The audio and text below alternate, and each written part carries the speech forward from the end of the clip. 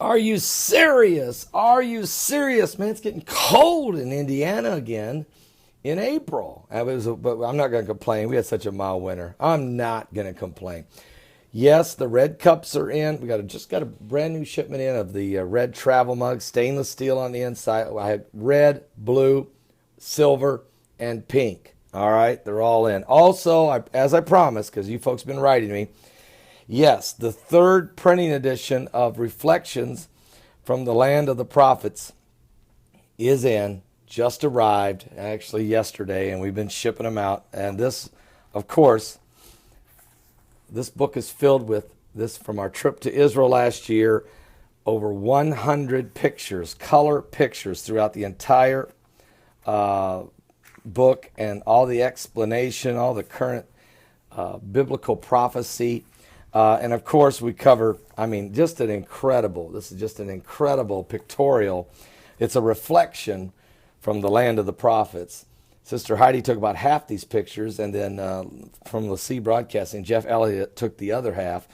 Also, in this book that I wrote, it's filled with biblical prophecy, not only from Moses and Samuel, and the Old Testament prophets, but also from A. Allen, end time vision he received before he died.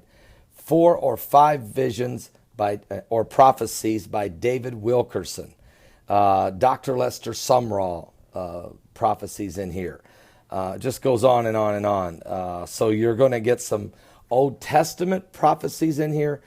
There's a rabbi prophecy and also other prophecies during the last 100 years or so.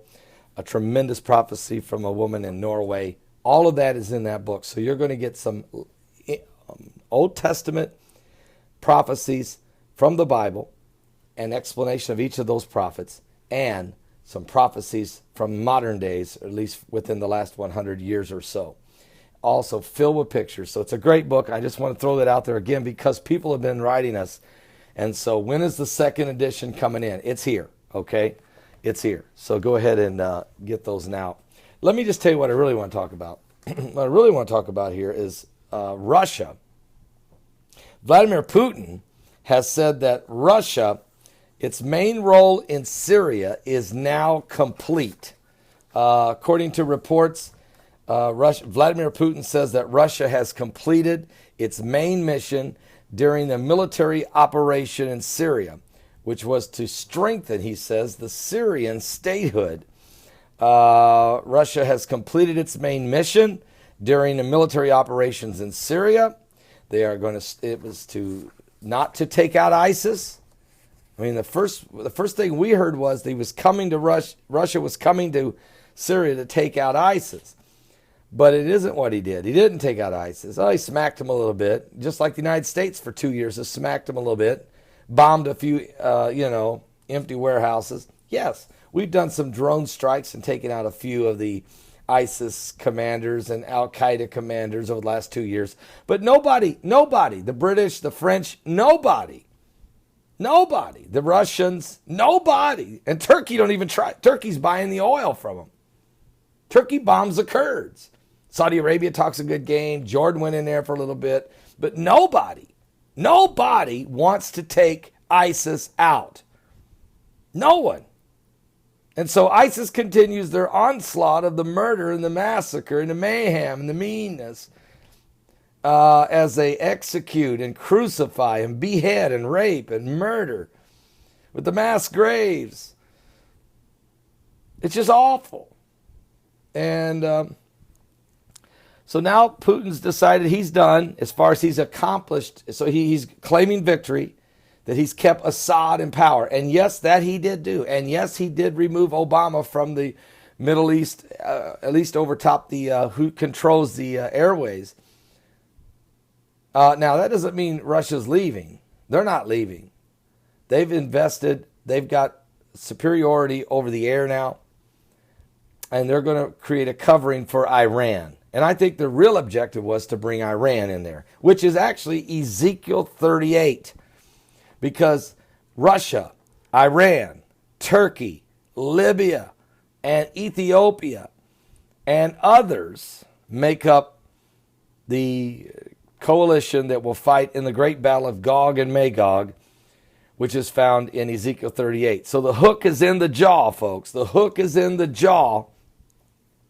And Russia's not leaving. They've just accomplished their goal. They're not leaving. Oh, they're going to pull out, but they're going to keep the missile defense systems along the Turkish border. They're going to keep their air base in there and continue to create air cover for the Iranians and for Assad. And so they're not leaving. The hook is in the jaw. But the mission has been completed as far as keeping Assad in power. And the rest of that was to bring Iran to the theater. And they're there. They're there. All right? So biblical prophecy playing out right before your very eyes, folks. If you're not saved, give your life to Jesus Christ, because we are running out of time. The armies are compassing Israel. They're all around Israel. So time is running out. Psalms 83, when I was interviewing Dr. Chuck Misler back in October, and I said, what do you think is the next major thing that could happen? His response was Psalms 83. A coalition of nations attacking Israel. And I think they're getting in position now where at any time this can happen, especially if President Barack Obama decides to force a United Nations resolution that parts the land of Israel, that says to Israel and to the Palestinians, this is what we're doing. We've passed a resolution. Here's the new borders for a two-state solution. We're going to allow you guys to set the table down and work out the smaller details, but here is the deal.